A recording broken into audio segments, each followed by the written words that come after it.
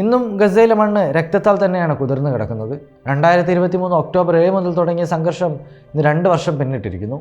66,000-ലധികം പലസ്തീനുകളുടെ ജീവനെടുത്തുകൊണ്ട് ആശുപത്രികളും റെസിഡൻഷ്യൽ ടവറുകളും ഇസ്രായേലിൻ്റെ ബോംബുകൾക്ക് ഇന്നും ലക്ഷ്യമാവുകയാണ്.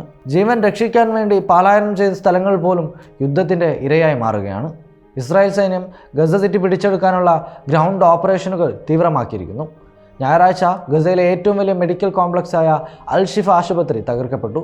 മുഴുവൻ ബ്ലോക്കുകളും ബോംബുകൾക്ക് വിധേയമായി.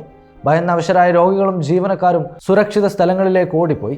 ആശുപത്രിയുടെ മെഡിക്കൽ ഡയറക്ടർ അസൻ അൽ ഷൈൽ പറയുന്നു, കഠിന സാഹചര്യങ്ങളും അമിതമായ ഭയമുണ്ടെങ്കിലും ജീവനക്കാർ ഇപ്പോഴും പ്രവർത്തനം തുടരുന്നുണ്ട്.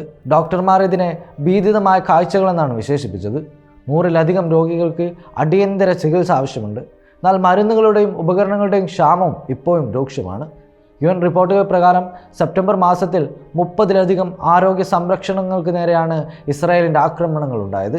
അതിൽ അൽ ഷിഫയ്ക്ക് ചുറ്റും ഫയർ ബെൽറ്റുകളും ഫോസ്ഫറസ് ആയുധങ്ങളും ഉപയോഗിച്ചുള്ള ആയുധങ്ങളൊക്കെ നിരീക്ഷിക്കപ്പെട്ടിട്ടുണ്ട്.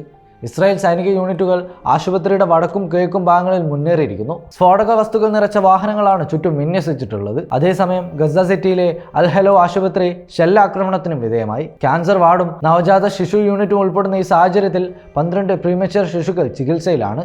മെഡിക്കൽ സ്റ്റാഫ് വഫ ന്യൂസ് ഏജൻസിക്ക് വെളിപ്പെടുത്തിയത് 90-ലധികം ആളുകൾ, ഡോക്ടർമാരും നഴ്സുമാരും രോഗികളും ആശുപത്രിക്കുള്ളിൽ കുടുങ്ങിക്കിടക്കുന്നു എന്നാണ്. ഇസ്രായേൽ ടാങ്കുകൾ ആശുപത്രിയെ വളഞ്ഞ് പ്രവേശനവും പുറത്തു കടക്കലും തടസ്സപ്പെടുത്തി. എച്ചിലെ ഒരു റിപ്പോർട്ട് പറയുന്നത് അൽഷിഫയ്ക്ക് 50 മീറ്റർ അകലെ ടാങ്കുകൾ എത്തിയെന്നും ഡോക്ടർമാർക്ക് പോലും പലായനം ചെയ്യേണ്ടി വന്നും ആശുപത്രി ഏകാന്തതയിൽ മാറിയെന്നുമൊക്കെയാണ്.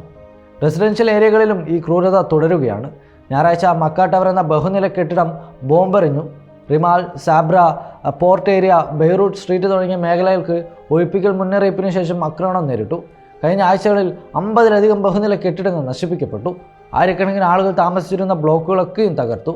അൽ ജസീറയുടെ ഹാനി മഹമ്മൂദ് വിശദീകരിക്കുന്നത്, വൻതോതിലുള്ളതും അന്തമില്ലാത്തതുമായ ആക്രമണങ്ങൾ, ഹെവി ആർട്ടിലറി, ഡ്രോൺ സ്ട്രൈക്കുകൾ, കോക്ക് ബോംബുകൾ കെട്ടിടങ്ങളുടെ അടിത്തറ തന്നെ തകർക്കുന്നു എന്നാണ്.